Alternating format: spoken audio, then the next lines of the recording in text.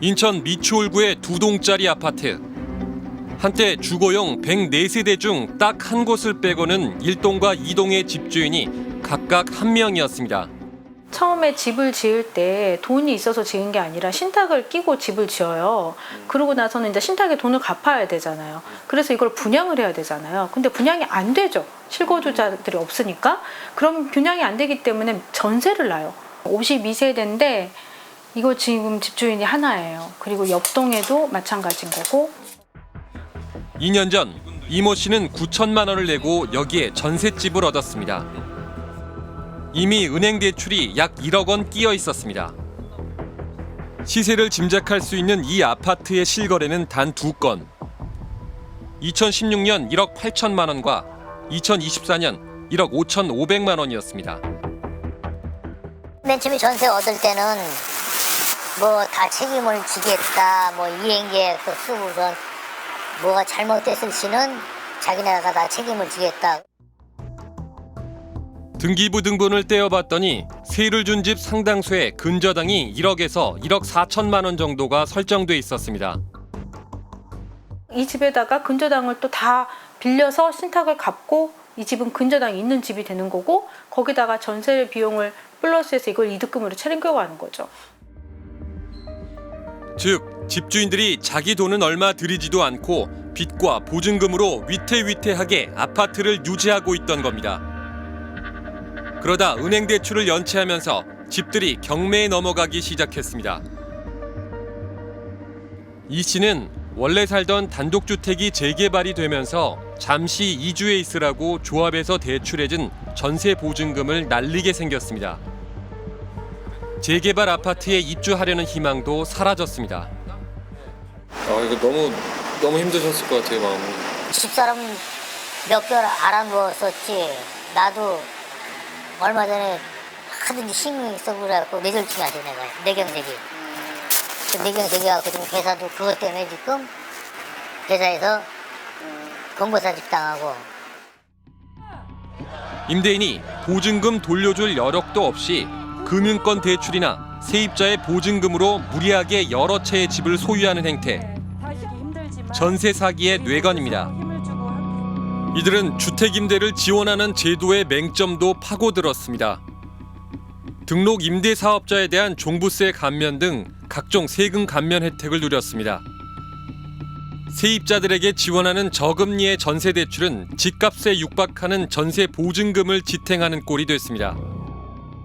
빌라를 중심으로 해서 다세대 주택이라든지 일종의 주거 취약층을 위한 그런 주거의 형태가 대부분 일종의 빚으로 이루어졌다는 거고, 전세 보증 제도라든지 이걸 통해서 정부가 보증을 해주니까 사람들은 믿고 전세를 살고 그 전세를 이용해서 누군가 집을 짓고 그다음에 공급을 하고 또 투자를 하고 투기를 하고 뭐 이런 구조잖아요.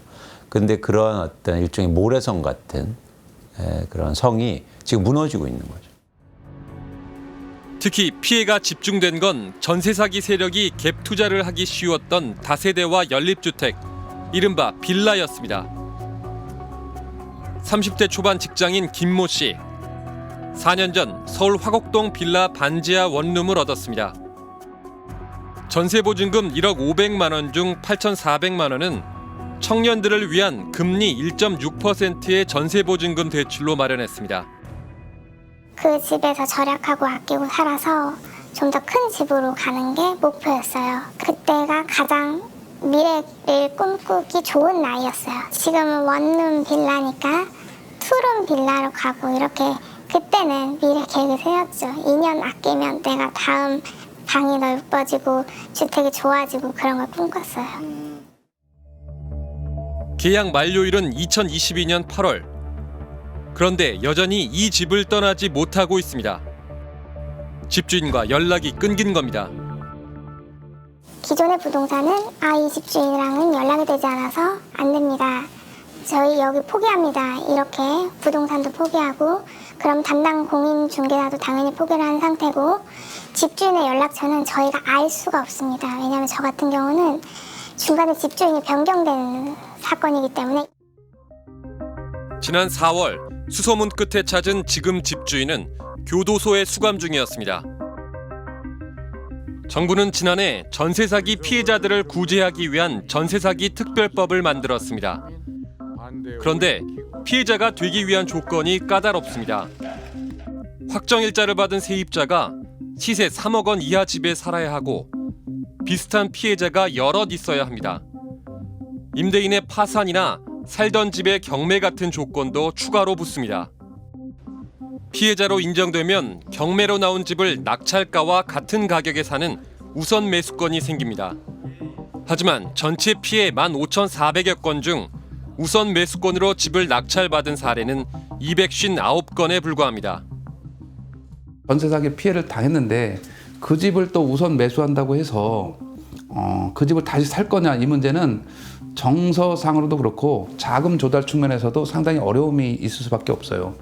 그 우선 매수해서 집을 살려면 당장 자금이 있어야 되는데 자금이 지금 전세 사기의 상황에서 자금이 없지 않습니까?